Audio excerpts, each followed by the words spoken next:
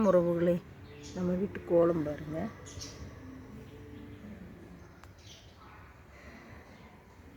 செடியில் இன்றைக்கி பூ இல்லை. ஒரு நாள் ரெஸ்ட் எடுத்துட்டாங்க போல். மொக்கு தான் இருக்குது. இன்னும் 2 நாள் ஆகும் விரிய இருக்குது.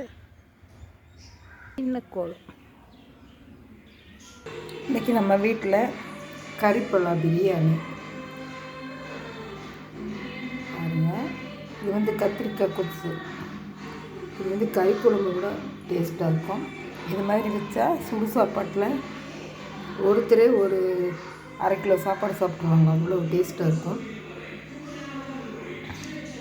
கொத்தமல்லி, சீரகம், பட்டை, கிராம்பு, கசகசா எல்லாம் வச்சு அரைச்சி தனி மிளகாத்தூள் கலந்து தாளித்து உப்பு அளவாக போட்டு கத்திரிக்காய் எண்ணெயிலேயே பொரித்து போட்டிருக்குது. இந்த மாதிரி நீங்களும் செஞ்சு சாப்பிடுங்க. பிடிச்சிருந்தால் லைக் பண்ணுங்கள், ஷேர் பண்ணுங்கள், சப்ஸ்கிரைப் பண்ணுங்கள், பெல் பட்டனையும் அமுத்துங்க.